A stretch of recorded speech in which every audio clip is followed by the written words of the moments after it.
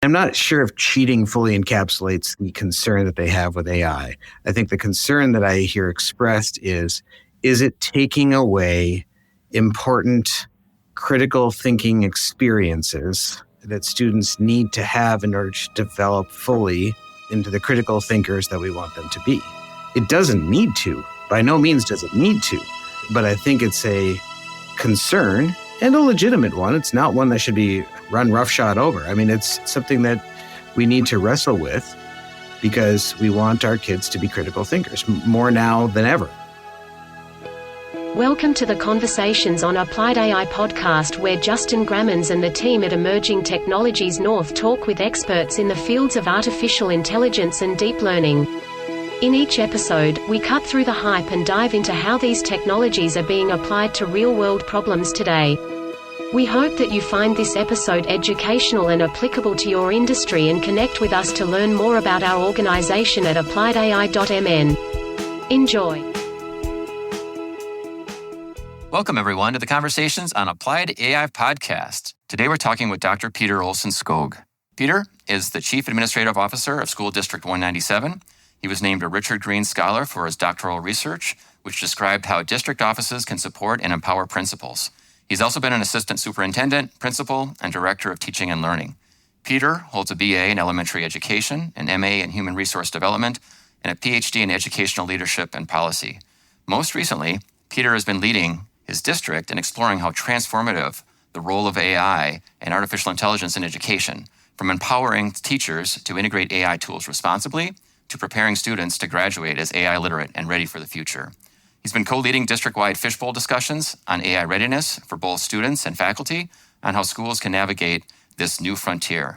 Peter's a thought leader in AI in education and policy, helping shape how K-12 systems can thoughtfully adapt to ensure the next generation is ready to thrive in an AI-driven world. All of this is directly in line with our mission at Applied AI. So that's why I'm thrilled to have Peter here today. So thank you, Peter, for being on the podcast. Thanks, Justin. I think you're pushing the needle forward on a lot of these things. And I mentioned about the fishbowl discussion here in the intro, and that's how you and I met, was sort of through that. One of the questions that I like to ask people is, I kind of told people where you're at today, but how did you actually get into education? Maybe wind the clock back a little bit, give us a little bit of a feel for your trajectory through your career. Sure. I was going to school at the University of Minnesota Morris. Go Cougars. And through volunteering in some classrooms, I just stumbled across the joy of watching and helping kids learn. And so that's what started the career. And then I was a second grade teacher, a fourth grade teacher. I taught science as a specialist in elementary school, gifted and talented.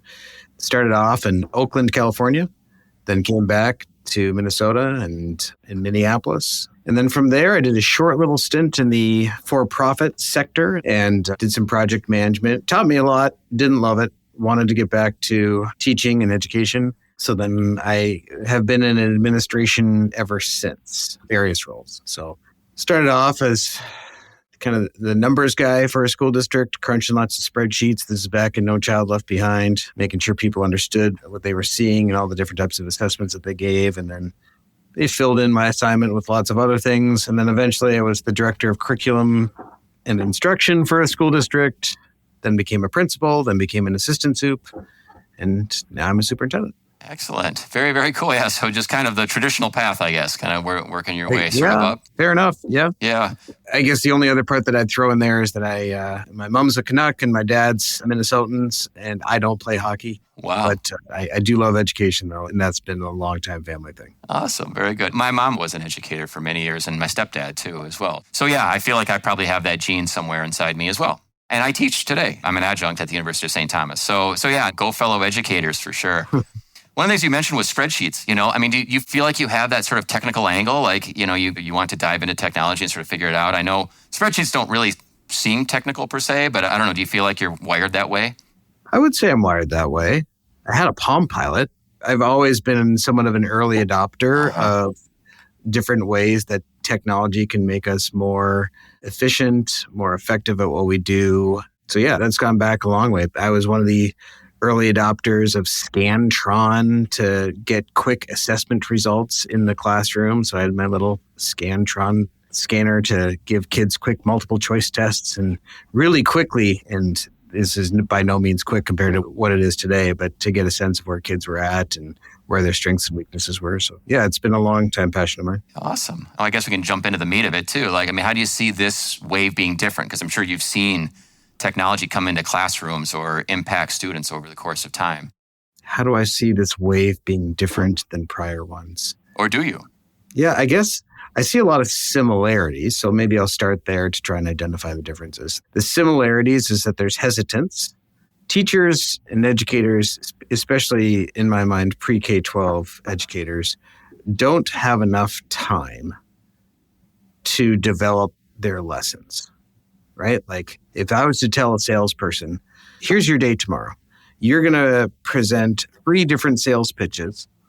Actually, let's make it 6 different sales pitches to 6 different audiences. They all have to be different. They all have their unique needs. And I'm going to give you 45 minutes to prepare for all 6 presentations. And then the day after that, you're going to do it again with 6 new topics, 6 new groups of people, and you're still going to have 45 minutes to get all that ready, right? So then in the midst of all of that, you need things to help you be efficient with the time that you have. But you also develop these lessons and they become these cherished things in your lives because you're like, oh, this is something that I really poured my blood, sweat, and tears into. It's worked well. And then I don't have enough time to really to change that entirely every year all the time. So I think you get this hesitance, understandably so, when something new comes in. And so because not only are you trying to figure out the lesson, but now you're trying to figure out this new technology and does it work? What happens when it glitches?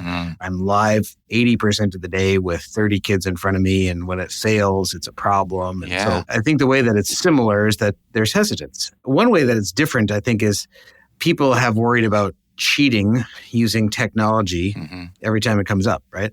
Calculators were a form of cheating for some. Computers, phones were a form of cheating for some. And definitely with AI, I think that is a concern that educators have. And I'm not sure if cheating fully encapsulates the concern that they have with AI. I think the concern that I hear expressed is it taking away important critical thinking experiences? And you were in the fishbowl with me, and so you heard people talking about this. Oh, yeah. Is it taking away important experiences that students need to have in order to develop fully into the critical thinkers that we want them to be? It doesn't need to. By no means does it need to. But I think it's a concern and a legitimate one. It's not one that should be, run roughshod over. I mean, it's something that we need to wrestle with because we want our kids to be critical thinkers more now than ever. And what skills and tools do we need to put in place to help them use AI well? But that's the other thing that I think is also pretty fascinating about this one. And actually, I wish it was more like the older ones. So let me tell you what I mean. Yeah. I think the focus right now for educators is how will students be using this tool? Like what's going to happen when they have it write this essay instead of writing it themselves? What's going to happen when they plug it in and have it answer all their math questions instead of doing it themselves? And I understand that, and it's something we need to wrestle with. But I wish that more of the conversation was actually around how can teachers use it with their limited time to augment what's happening in the classroom and to deepen what's happening in the classroom. There's some really fascinating work. Actually, one of the people you introduced me to, Dan McCurry, talked to me all about these micro sims.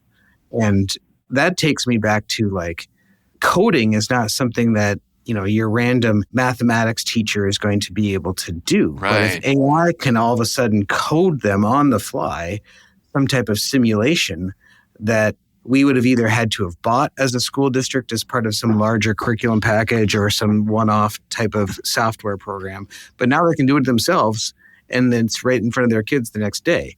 And so I think that's where I want the conversation more to go to, is in the world of limited resources and teachers they're not going to have more time tomorrow than they had today. In fact, I would argue that there's continued and increasing demand and workload on teachers. So amidst all of that, how do we help them? How can these technologies lessen the workload and still maintain the deep quality of learning for our students? And even do things that we could never do before. So that's where I wish the conversation would be more. Not to say that there shouldn't be conversation on for students and appropriate use and what they need to learn while they're in school in terms of their own usage and effective usage of AI. We definitely want to equip them for the future that is there now. So I guess it's not really future. It's for the present. Yeah. But yeah, I think that's what the focus has been on students and maybe improper usage of AI. Right. And I'd love to see more conversation about how it can augment what teachers do. Yeah. Yeah. No, I totally understand. And I guess that's one of the things that's interesting is I'm sort of thinking about this technology, how it can be used in multiple different ways. So, when I graduated from college, I actually worked for a math software company called MathCheck.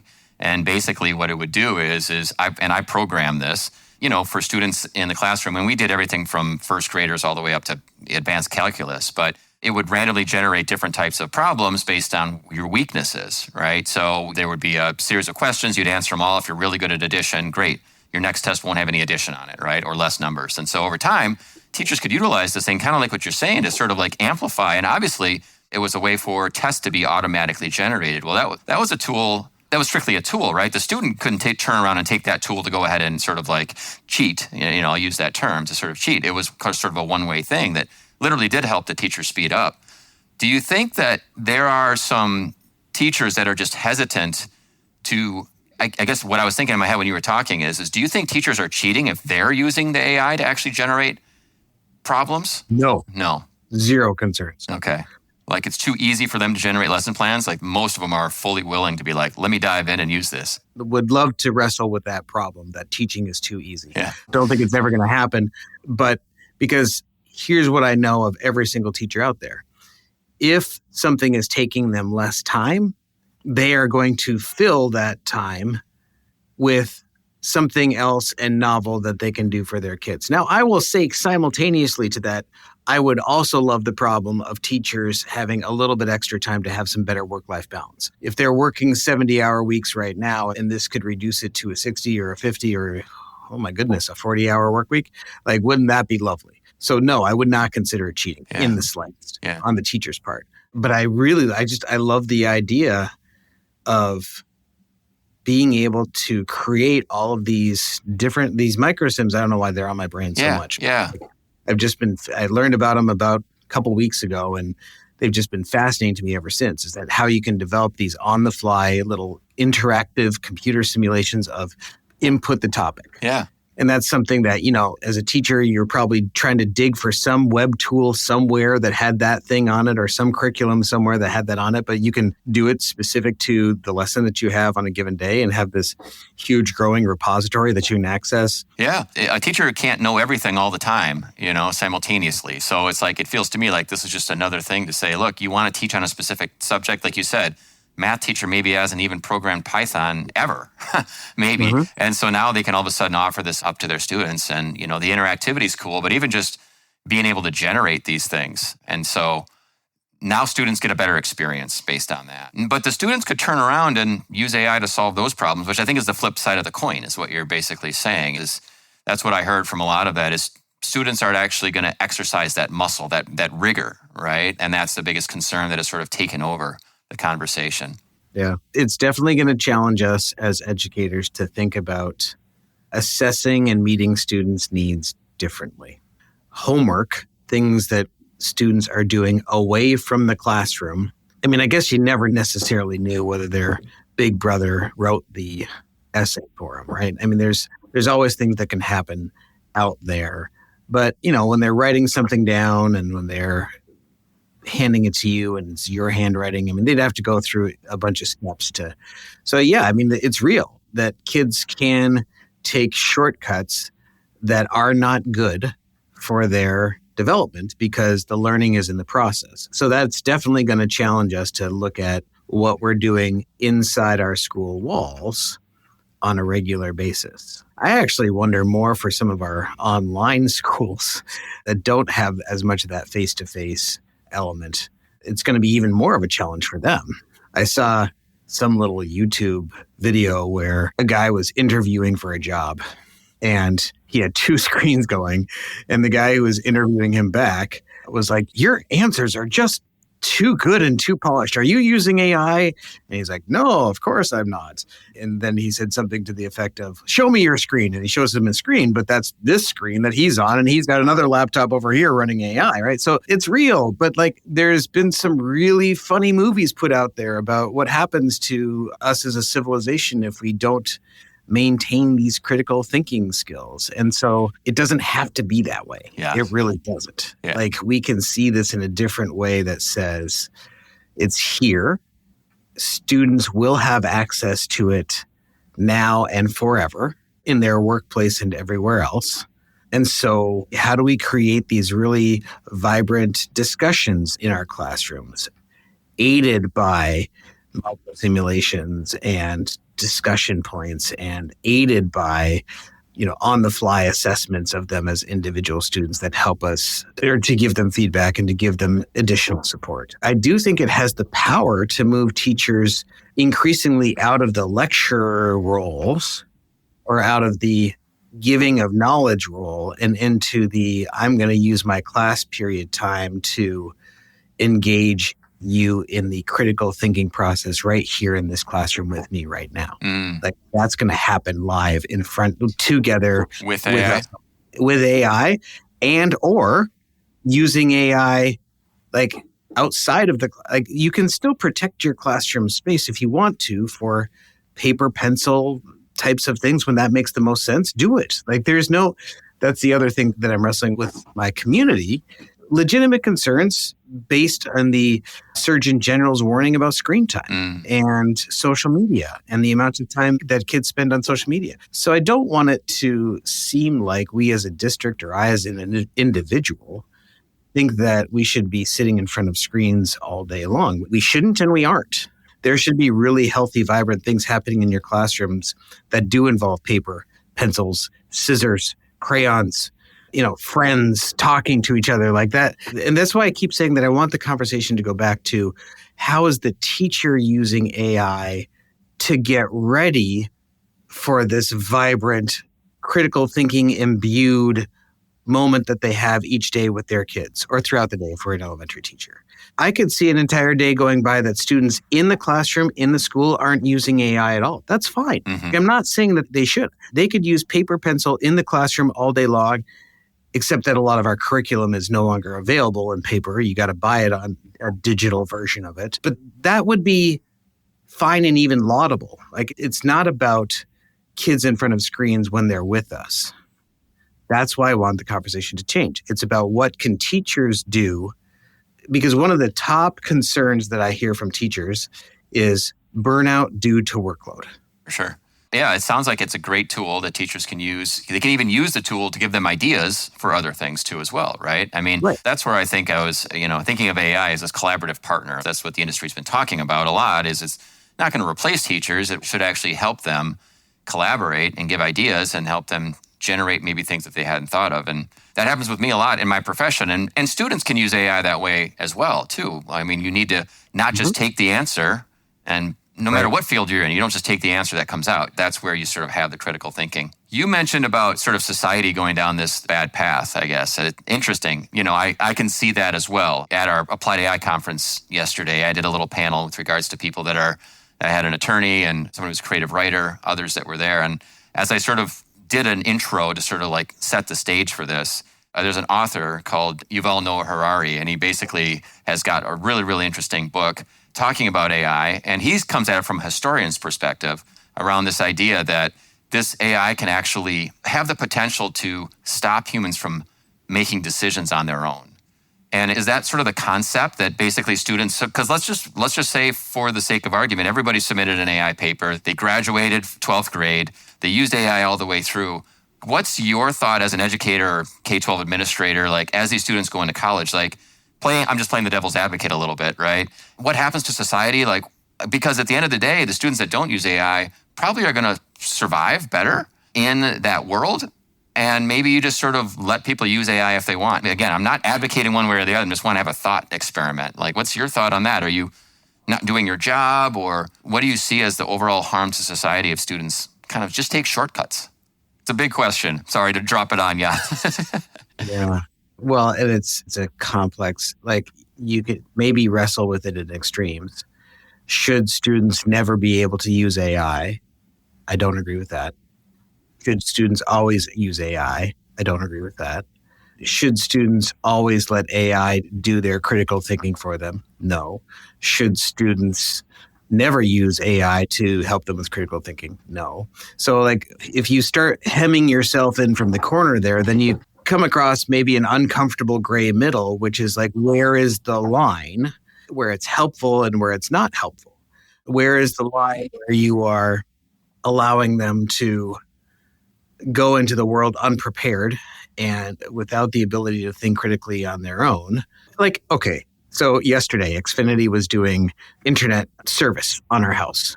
So we wake up, we can't listen to music because we stream everything. We can't watch TV because we stream everything. We can't check the weather because it's either on the TV that's not streaming or it's on our Alexa, which is not working, right? Yeah. So like you can put yourself into these interesting little thought experiments of like, what do you do when the internet's not around? Yeah. Like if the internet goes down for whatever reason, be it for a day or for an hour or for a week, right? Like what do you do?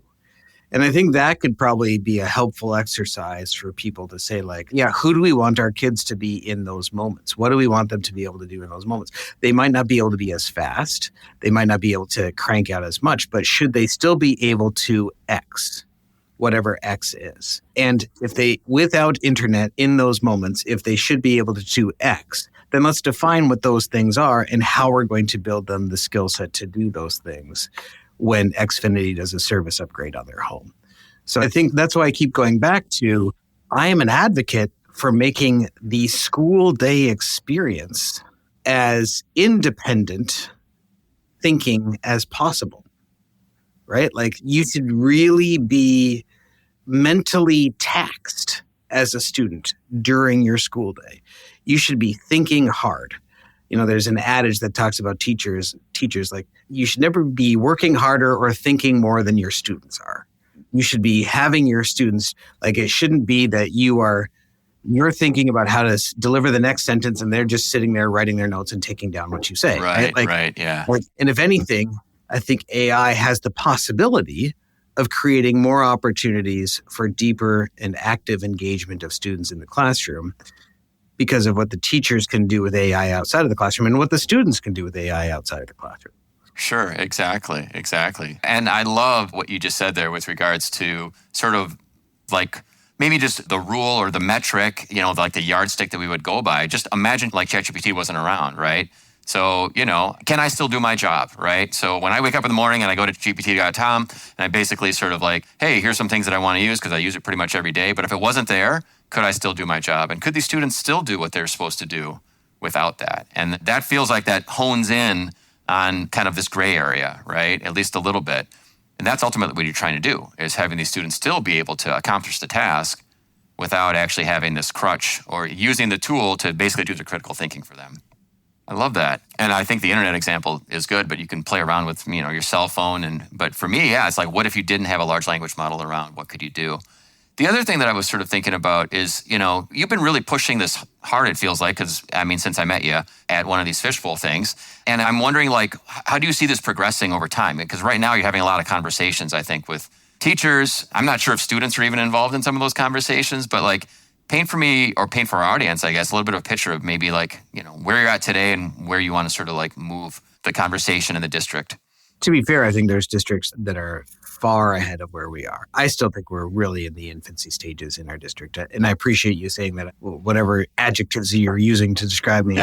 I'm just thinking I'm a little geeky and I think it's cool and I want to think about it. And I recognize that it represents a big change. And so with our schools, my belief is that I just want to get people engaged in conversations about it and let the professionals and the adults in the organization work together to see what that means overall for our school. So where are we?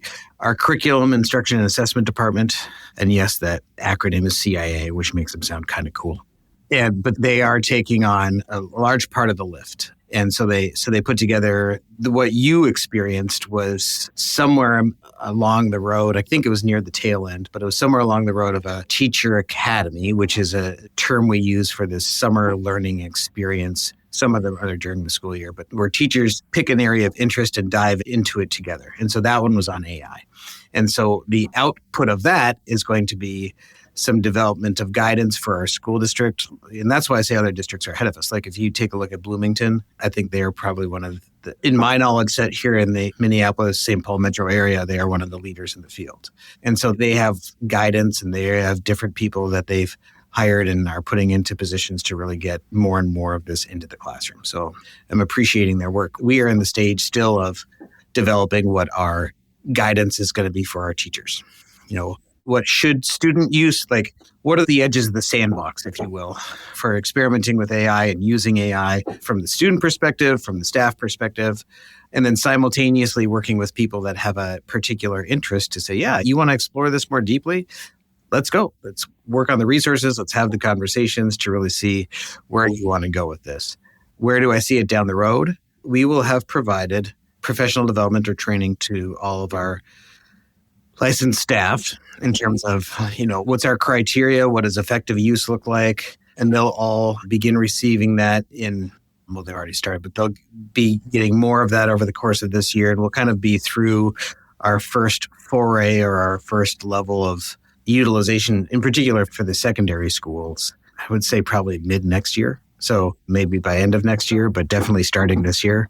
So more to come, I guess. Yeah. Is there clear guidance out to the students right now and their parents at all? I mean, are they getting anything like don't use it? No, they're not. I think that right now it's teaching has always been one where I think that teachers appropriately so have some professional judgment to determine what makes sense for their classroom, given the assignment, given the skills that they're trying to develop. And so as of right now, that's where it mostly sits. Teachers are saying like, okay, for this assignment, you can use it. For this assignment, you can't, but it's up to their individual professional decision to decide where that lands.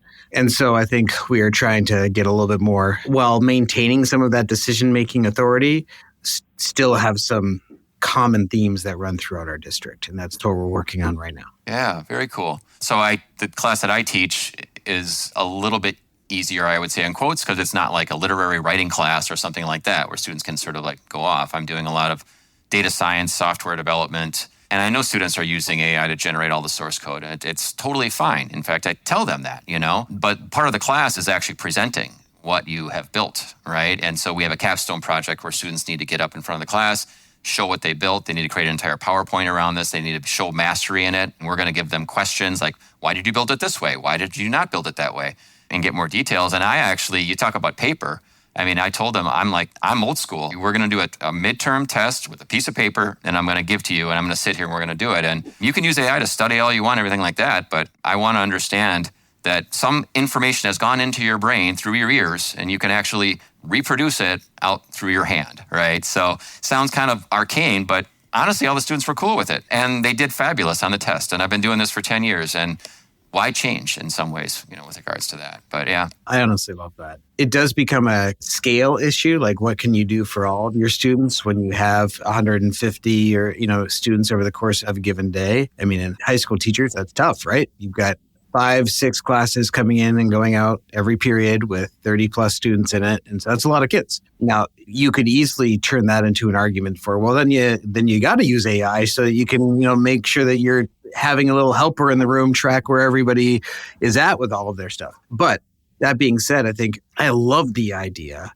of enabling more conversations in our class where we are engaging deeply in thought, right? Like if we go way, way, way back in terms of our educational process, and you talk about the Socratic method and whatnot, and like, how do we make that even more vibrant and alive by having AI augment our prep time and our planning for these critical moments in the classroom? You described some critical moments in the classroom where they are producing the work, right? Whether it's writing it down and the presentations that they give. Great. Or oral examinations. I'm going to quiz you back and forth. And that's, I think, where the 150 kids comes back and forth. Because wouldn't it be great for you to be able to have a one-on-one conversation with each of your kids for 15 minutes where you would, through that conversation, be able to pretty much assess where they're at with their understanding of all the concepts in your class? That's a great way of assessing. Now, do we have the time to do that for every student? Probably not. But to the extent that we can have more of those and we can give students more opportunity in the classroom to really demonstrate their knowledge thoroughly and without the assistance of AI or anything to fake their way through it, that's great. That's what we want. Yeah, for sure. I wanted to come back to the other superintendents that you're talking about. I'm curious, is there some sort of a education summit that you all are sort of going to, or is there a central place where now a lot of this knowledge is being sort of cross-collaborated, or are you just kind of reaching out one-on-one? Well, I'm guessing like any profession, there's a lot of both, right? Like there's informal networks of district administration colleagues who are talking to each other. That could be superintendents. It could also be curriculum instruction and assessment people. It could also be professional development, right? So like everybody that's in one of these support roles, and including teachers too, going to Education Minnesota stuff, right? Like, I mean, there's lots of opportunities to collaborate. And in terms of professional organizations, yes. I mean, we have the Minnesota Association of School Administrators, the Association of Metropolitan School Districts, the American Association of School Administrators. So there's lots of big alphabet soup organizations out there that are talking about AI. Not exclusively, because like there's a lot of things going on in education.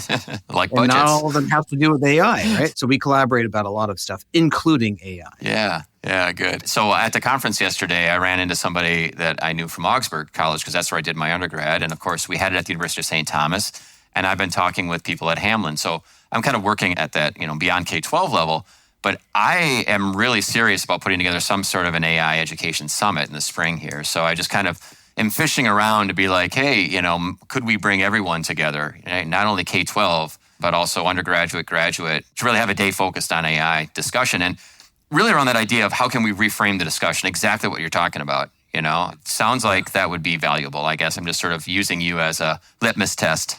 For sure, you could bring superintendents together and curriculum coordinators together. I think that would be valuable. I also really dig the idea of bringing people based on like subject area together to share ideas. So then, and there's different organizations for that. Like there's the National Council for the Teachers of Mathematics, right? And there's the Minnesota Council for the Teachers of Mathematics. So there's different organizations like that. I think it might be interesting to, now, of course, you can cross-pollinate between different areas, but I think there's a whole lot of potential in math teachers getting together and saying, go both ends of the spectrum. How do you still assess kids' knowledge in an authentic way in the world of AI? And how are you using AI to make your learning experiences deeper and richer? But if you get a whole bunch of people together that are all teaching Algebra 1, that could be a really rich conversation, right? Because they're all like, okay, this is how I'm teaching the quadratic formula. This is how I'm teaching, right? Like, and these are the tools that I'm using for that. If you talk to superintendents like me, you'll get like heady, aspirational pipe dreams, but I think, and we're all working on kind of creating the big, broad strokes. And I do think there's benefit to it. So I don't want to cast too much of a wet blanket on it. I would want those other things happening as much, if not more often. Because I think that what the teachers are doing in the classroom is really the gold for this in education. Yeah. No, that makes sense. That's where the rubber meets the road. That's where the interaction is with the students. At the end of the day, that's what needs to be most important, and sort of focusing and nailing on that. And we could have, again, I'm just sort of spitballing, but you could have multiple tracks, right? You could have certain tracks for certain. But yeah, I get what you mean. A teacher teaching English is going to be using it a lot differently than potentially a teacher teaching math. So sort of getting those subject areas together and possibly different classrooms or different tracks would be great. But I've been using it more. Like I still see the possibility for cross-pollination because I've been using it more just to like in my area have somebody to role play with, right? Like various topics, whatever it is. Whether it's all the things that have to do with my job, I can go to AI and say, okay, act as an expert in this. And it's not perfect, but it gives me some, like, I really like that talk function where it's talking back and forth with you. I forget what it's, the button all the way to the right on the ChatGPT thing is, but voice not the transcribe one, but the one after voice mode. Yeah. I like that a lot because it gives me, without taking up other people's time in my organization who are all busy doing their own thing, there's somebody that I can bounce ideas back and forth with. And so then I do think about how that gets augmented into the classroom with like, okay, how do you do simulations in the class? Like if you're a social studies teacher, could we start using AI, and probably somebody's already doing this, but could we start using AI to have role play to I'm a world leader, you're a world leader. It's middle of World War II, and we're trying to negotiate this particular aspect of X, Y, and Z, right? So like in that exchange that the student is having, acting as whoever it is, Winston Churchill, right? Like, are they able to learn more about the underlying concepts in social studies of scarcity of resources, power, all the things that are, rather than memorizing dates of kings and all that kind of stuff, does that create another avenue for you to... So I think there's lots of possibilities. Yeah. I would love to see people that really know the tool and then know its extent and the different ways it can be used, paired up with people who really know their craft and really know the deep concepts that we're trying to get across to students, and say like, how could I utilize this and sort of build a better experience? Because I think we're all in agreement. The last thing you want to just have people just memorize facts and dates and 2 + 2 = 4. Now you need to understand what that means and how you can actually use the concept of addition in the real world, right? That AI can be a great tool for that. Well, this has been great. I always sort of put people's contact information and stuff in the show notes. And how do people get a hold of you, if that's all right? Okay. So here's where I am an asynchronous. I will tell you this. I am asynchronous in terms of my belief in use of tools like AI and all sorts of online collaborations with social media. I'm not a fan. I don't use it. I think it sucks up time and it doesn't create a product that I spend a lot of time on. Yeah. So I'm sorry if that smacks in the face of any of your listeners who love their social media approaches, but it's just not me. Yeah. So if people want to get a hold of me, they should just email me. That is the easiest way to get a hold of me. And it is Peter, Peter, period, Olson-Skog, OLSONSKOG at ISD, as in Independent School District, ISD197.org. All right. Perfect. That's awesome. Was there anything specifically you wanted to mention here at the end before we kind of wind this down? Well, sure. Just my gratitude for public educators. That's what I would mention at the end. I think that it is one of the most fulfilling, honorable jobs there are, and it's hard. So it's not for the meek of spirit, meek of heart. I'm not sure which expression that I would use there. It's so fulfilling. And I tried leaving the education world and I didn't like it. I came right back. And so I think that I just want to give my shout out to all of the public educators. And when I say that, I'm thinking about people in lots of different roles, not just those who are licensed teachers, because our bus drivers are educating kids on getting along and making friends, and it's the first smiling face that they have when they come in the door or start their day. So like, I'm thinking very globally of all the people that are involved in public education as educators, and I'm grateful for who they are and what they do. Beautifully. Well said. That was awesome, Peter. Well, I appreciate you for being on this program and giving all of our listeners sort of your unique perspective on this. You're looking at it across the entire district.